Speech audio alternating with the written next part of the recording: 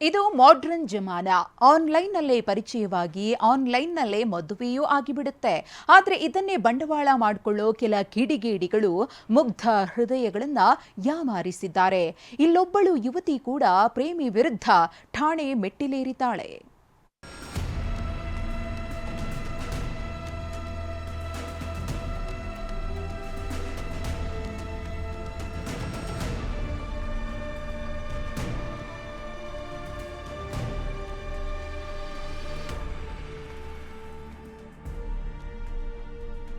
ಪ್ರೀತಿಯಲ್ಲಿ ಮುಳುಗೆದ್ದಿದ್ರು, ಪ್ರೇಮ ಲೋಕದಲ್ಲಿ ತೇಲಾಡಿದ್ರು.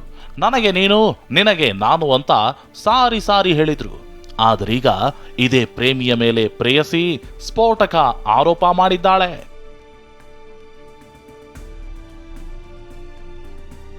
ಡೇಟಿಂಗ್ ಆಪ್ನಲ್ಲಿ ಪರಿಚಯ, ಪ್ರೇಮ ವಂಚನೆ ಆರೋಪ. ಪ್ರೇಮಿ ವಿರುದ್ಧ ಪೊಲೀಸ್ ಠಾಣೆ ಮೆಟ್ಟಿಲೇರಿದ ಪ್ರೇಯಸಿ. ಮುಖ ಮುಚ್ಚಿಕೊಂಡು ನಿಂತಿರೋ ಈಕೆ ಉತ್ತರಾಖಂಡ್ ಮೂಲದವಳು. ಬೆಂಗಳೂರಲ್ಲಿ ಇವೆಂಟ್ ಮ್ಯಾನೇಜ್ಮೆಂಟ್ ಬಿಸ್ನೆಸ್ ಮಾಡ್ತಾ ಬದುಕು ಕಟ್ಟಿಕೊಂಡಿದ್ಲು. ಹೀಗಿದ್ದವಳಿಗೆ ಕಳೆದ ಮಾರ್ಚ್ ತಿಂಗಳಲ್ಲಿ ಡೇಟಿಂಗ್ ಆಪ್ನಲ್ಲಿ ಈ ನಿಹಾಲ್ ಹುಸೇನ್ ಪರಿಚಯ ಆಗಿದ್ದಾನೆ. ಕಂಪನಿಯಲ್ಲಿ ಕೆಲಸ ಮಾಡ್ತಿದ್ದ ನಿಹಾಲ್ ಜೊತೆಗೆ ಈಕೆಗೆ ಸಲುಗೆ ಬೆಳೆದಿದೆ. ಬಳಿಕ ಇಬ್ಬರು ಪ್ರೀತಿಯಲ್ಲಿ ಬಿದ್ದಿದ್ದಾರೆ.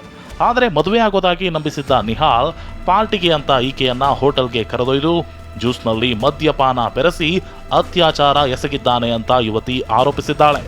ಅಲ್ಲದೆ ಮೇ ತಿಂಗಳಲ್ಲಿ ಅಬಾಷನ್ ಕೂಡ ಮಾಡಿಸಿದ್ದಾನೆ ಅಂತ ದೂರಿದ್ದಾಳೆ.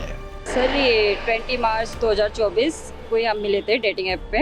26 मार्च को ही हम यहाँ पे होटल में कहीं पे इसने मुझे बुलाया था कुछ पार्टी वार्टी के नाम पे। तो नाइट में जबरदस्ती सेक्स करने लगा। बोला सुबह मैं कंप्लेंट करती हूँ ये सब चीज़ के लिए। कहते मैं शादी करता हूँ तुमसे, मैरिज का प्रॉमिस किया मेरे साथ। ಚೆನ್ನಾಗಿದ್ದ ಜೋಡಿ ಮಧ್ಯೆ ಮದುವೆ ವಿಷಯಕ್ಕೆ ಕಲಹ ಶುರುವಾಗಿದೆ. ಮದುವೆಗೆ ನಿರಾಕರಿಸಿ ನಿಹಾಲ್ ಈಕೆ ಮೇಲೆ ಹಲ್ಲೆ ಮಾಡಿದ್ದು ಬಳಿಕ ದೂರಾಗಿದ್ದಾನಂತೆ. ಹೀಗಾಗಿ ನಿಹಾಲ್ ವಿರುದ್ಧ ಯುವತಿ ಮಡಿವಾಳ ಪೊಲೀಸ್ ಠಾಣೆಗೆ ದೂರು ನೀಡಿದ್ದಾಳೆ. ಸದ್ಯ ಪೊಲೀಸರು ನಿಹಾಲ್ನನ್ನ ವಶಕ್ಕೆ ಪಡೆದು ವಿಚಾರಣೆ ನಡೆಸುತ್ತಿದ್ದಾರೆ.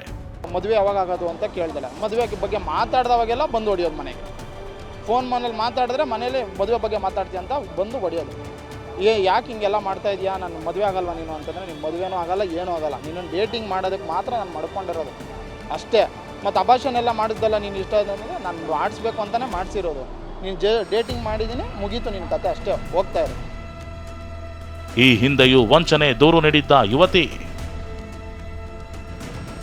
ತನಿಖೆ ನಡೆಸುತ್ತಿರುವ ಪೊಲೀಸರಿಗೆ ಅಚ್ಚರಿ ಸಂಗತಿ ಗೊತ್ತಾಗಿದೆ.